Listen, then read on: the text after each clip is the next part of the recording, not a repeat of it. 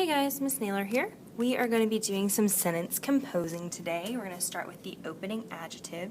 Go ahead and put your name at the top of your paper so we know whose it is if it gets set down or anything like that.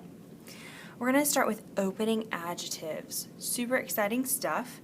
Just a reminder, an adjective answers the questions. What kind? Which one? Or how many? Oh, pretend that's two words. There we go. So we're going to be looking at adjectives that open sentences. They're at the very beginning. And let's start with the definition. An adjective at the opening of a sentence. The adjective may be a single adjective or the first word in an adjective phrase. A comma follows an opening adjective. So, my first example is a single adjective. Comfortable. I lay on my back and waited for sleep, and while waiting I thought of dill. That's from Harper Lee's To Kill a Mockingbird. So this right here is my opening adjective, comfortable. Go ahead and highlight it as well. We're going to circle that comma. Those commas are super duper important. A lot of you have asked about commas a number of times already, so this is one of those comma rules. When you start your sentence with an opening adjective, you need to have that comma. And my adjective describes I. So I'm going to draw an arrow like that so I can see what noun is this describing. Adjective phrase. Able to move now, he rocked his own body back and forth, breathing deeply to release the remembered pain. It's from Lois Lowry's The Giver. Let's go ahead and highlight that. Circle our comma. And he is able to move. That's what it's describing. Just like I am comfortable, he is able to move now. That's what's being described. Some more examples of single opening adjectives. Oh, am I off the page? Sorry. There we go. Rigid. I began climbing the rungs, slightly reassured by having Finney right behind me.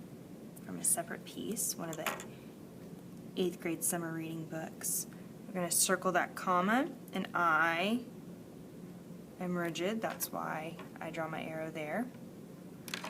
Hungry, Thomas ate 2 portions of meat, nothing else. From Hal Borland's When the Legends Die. So hungry is my opening adjective. I have a comma right after it. And who's hungry? Thomas is hungry. Always meticulously neat, 6-year-old little man never allowed dirt or tears or stains to mar anything he owned. So, I want you to highlight and draw your arrow and circle your comma for that one. Pause the video really quickly and we'll check it when you're done. Alright, hopefully you've unpaused after you've done that. And I'm going to show you what is correct. Always meticulously neat is of course our opening adjective. It was in bold, right? It has that comma right after it. And then who or what is always meticulously neat? 6-year-old little man, right? So that's where my arrow is going to go. You can also have more than one adjective at the beginning. So let's look at different ways to do that. Slow and lumbering, he looked as if he had slept in his clothes, and the fact that he often did after a marathon programming session. So that's from Michael Crichton's Prey. We're going to highlight our 2 opening adjectives here. Now in this case, they're connected with a conjunction, right? And since I've used a conjunction to connect them, I'm going to just have one comma after both of them. And then, who or what is slow? Who or what is lumbering? He is. So I'm going to draw my arrow there, or arrows there, right? I can also do it like a list. So number 5, rain-drenched, fresh, vital, full of life. Spring enveloped all of us. So what is it that is rain-drenched, fresh, vital, full of life? It's spring. This is from Roll of Thunder, Hear My Cry. And you'll notice because I did it like a list, it has a comma between each one. Now, in this case, there's not a conjunction, and you're like, Miss Naylor, seriously, I should have a conjunction in there because that's a series. And technically you should. This was done for effect. right? And they all do describe spring. So I circle all my commas, and I draw my arrow to spring. Remember, if at any point I'm going too fast, you can always pause it and then restart when you're ready, okay? Now I want you to do the same thing for number 6 on your own. So pause the video, do number 6, and then turn it back on. Hopefully you paused and you've already done number 6, and we'll look at it together, okay? So I have 3 opening adjective phrases here: certain of herself, certain of her friends in the house, certain of her voice and her success. Carlotta flung herself into her part without restraint of modesty, from the Phantom of the Opera. So I have 3 commas because I have 3 opening adjective phrases, right? And I'm going to figure out who or what is certain of herself. Who or what is certain of her friends in the house? Who or what is certain of her voice and her success? All of those are describing Carlotta, right? So I'm going to draw my arrow to Carlotta. This is going to be kind of a silly arrow looking thing because we all the way around. And then this one. So they all describe Carlotta, right? Now I have another secret for you. This is actually also a really cool tool called anaphora.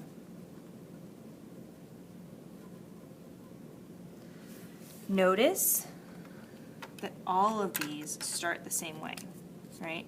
It says certain of herself, certain of her friends, certain of her voice and her success. Those are the anaphoras. When you start multiple phrases or clauses the same way in a series, it's called anaphora, and it's a really cool tool that we're going to talk about more as the year goes on. So anaphora is repeated words at the beginning of successive, that means in order, right? The ones one right after another, phrases or clauses. It's a really neat tool. All right, pause if you need to catch up on any of the notes, and then we're going to move on to page 2. Woot woot.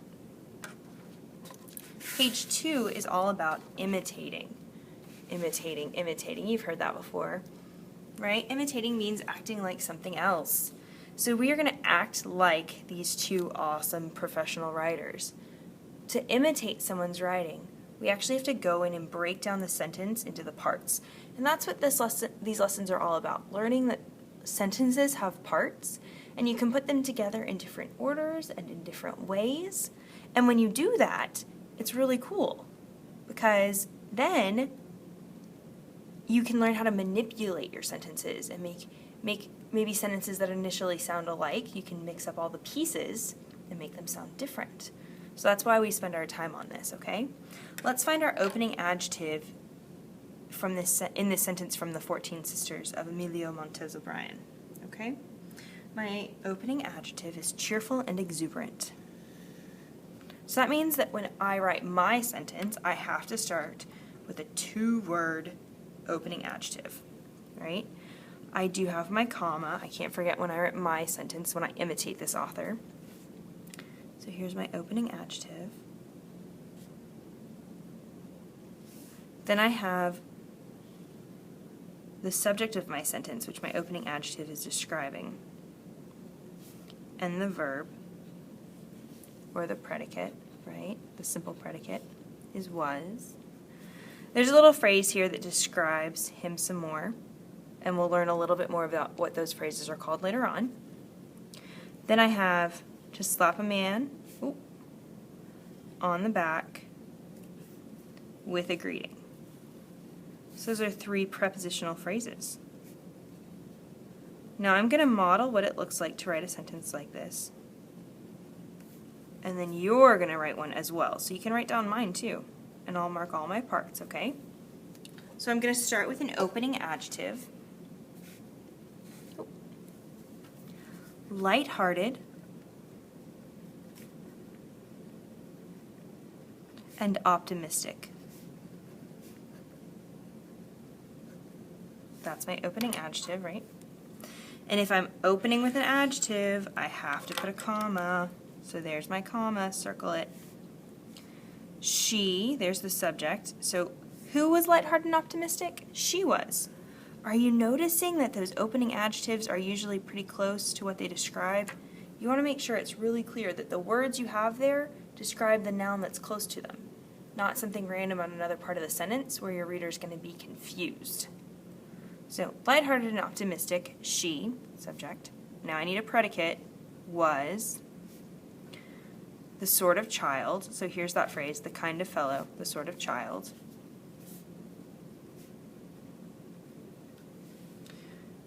To spread sunshine. That's a prepositional phrase.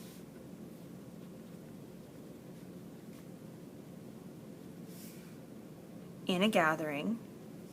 There's another prepositional phrase.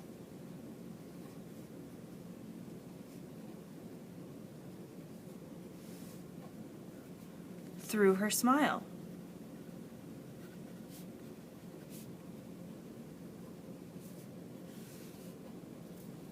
Period at the end. So that is my model of imitating a sentence. I want you to pause and write a sentence for this as well, and do your best. It may not be perfect the first time, and that's okay. We're trying something new. So you're going to try and write a sentence that opens with two adjectives connected with a conjunction, then you have your comma, subject, verb, little phrase describing there, then three prepositional phrases. Pause and turn it back on. We'll look at the next one. Hopefully you've written your sentence for number 1. Let's look at number 2. Numb of all feeling, empty as a shell, still he clung to life, and the hours droned by. All right, so let's see what parts we have here. Numb of all feeling, that is an opening adjective.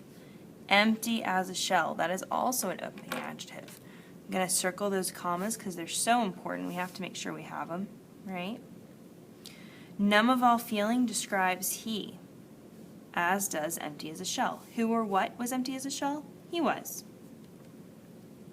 All right, I'm starting with an adverb. That's what still is. So you're going to want an adverb after your two opening adjectives that both have their commas. Then I have my subject and my predicate, he clung. To life is a prepositional phrase. And if you're stuck right now going, I can't remember the prepositions, Ms. Naylor, oh my goodness, then a great thing to do would be you have your iPad, pause and look up some prepositions really quick. That's part of the beauty of having these tools at our fingertips right now, right? All right, there's a comma here. And then I have a coordinating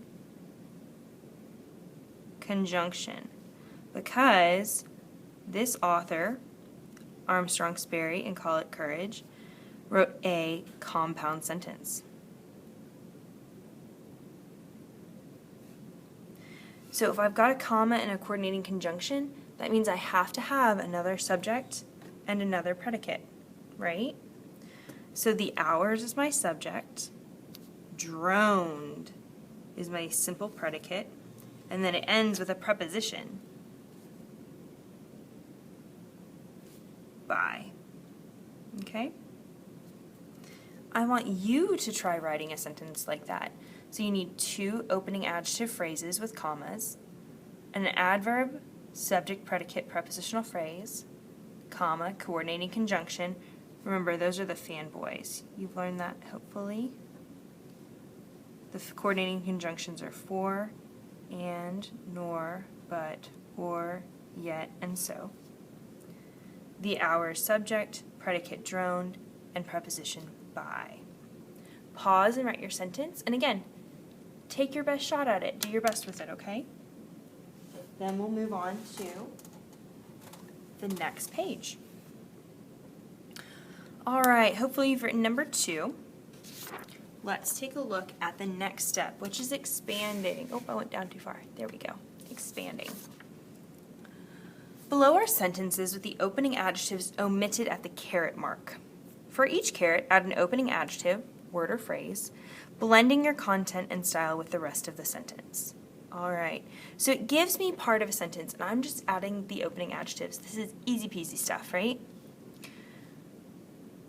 Blank, comma, now soaked all down her front, Tisha pushed onward. All right, I'm going to model on this one. Exhausted and sore, comma, now soaked all down her front.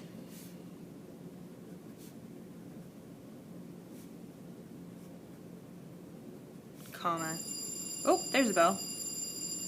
Tisha pushed onward. Now I'm going to mark my opening adjectives, exhausted and sore. I'm going to circle my comma. And I have to figure out what it is, who or what is my opening adjective describing, and in this case, it's Tisha, right?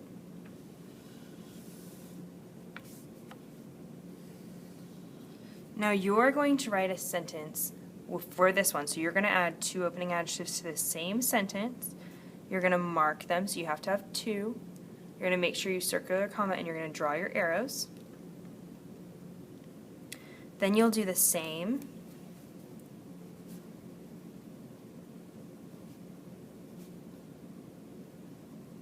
Sorry, two opening adjectives for this one.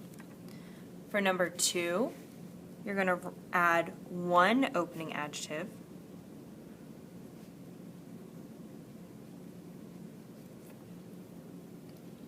And then for number 3, first we're going to make a little change. We're going to put the word trampoline here, because y'all may not have read Bless the Beasts and the Children, and so you might not be familiar with the teft. So we're going to instead write about jumping on a trampoline. How's that sound?